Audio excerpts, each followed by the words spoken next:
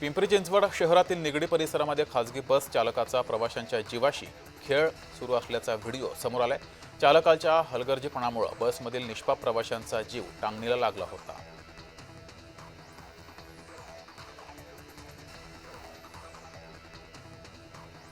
ज्येष्ठ अभिनेत्री उषा चव्हाण यांना उपमुख्यमंत्री एकनाथ शिंदे यांनी दिलासा दिलाय। पुण्यातील धनकवडी येथील टीडीआर व्यवहाराला उपमुख्यमंत्री शिंदे यांनी तात्पुरती स्थगिती दिली आहे।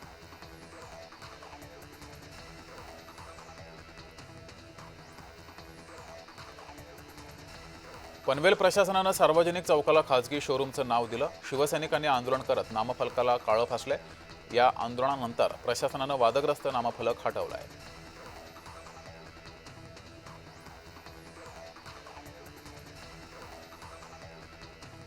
आंबा उत्पादकांची मागणी राहुल शेवाळेंनी केंद्रीय कृषी मंत्र्यांकडे पोहोचवली आहे। आंब्याची गुणवत्ता तपासण्यासाठी वापरल्या जाणाऱ्या स्कॅनिंग मशीनला शासनाने अनुदान द्यावं अशी मागणी राहुल शेवाळे यांनी केली आहे।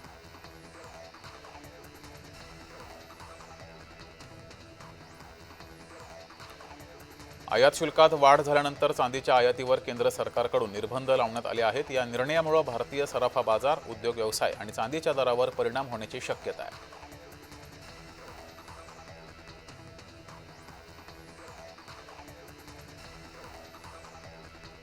नाशिक जिल्ह्यातील दर्याई माता वनक्षेत्रात अज्ञात समाजकंटकांना लावलेल्या वणव्यात शेकडो हेक्टर जंगल जळून खाक झाले। या आगीमध्ये हजारो झाडं, वन्यजीव आणि शेकडो मोरांचा मृत्यू झाल्याचा अंदाज आहे।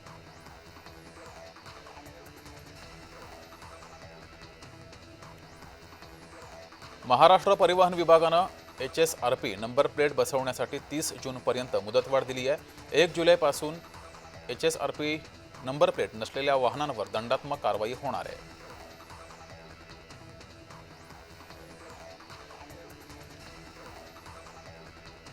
राज्यातील ऐतिहासिक बारवांचं जतन आणि संवर्धन करण्यास पुरातत्व विभागाने प्राधान्य द्या। बारवा संवर्धनाला प्राधान्य देऊन अतिक्रमण हटवण्याची मोहीम राबवा असे निर्देश मंत्री आशिष शेलार यांनी बैठकीतून दिले।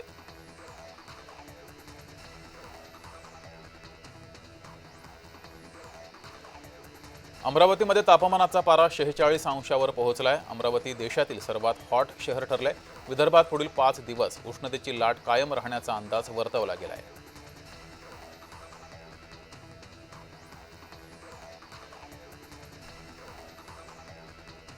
पुणे पालिकेच्या तब्बल 118 शाळांमध्ये मुख्याध्यापकांची पदे रिक्त आहेत। TETच्या अटींमुळे भरती प्रक्रिया रखडली आहे। शाळेमध्ये मुख्याध्यापक नसल्याने शैक्षणिक तसंच प्रशासकीय कामकाज हे प्रभावित झालंय।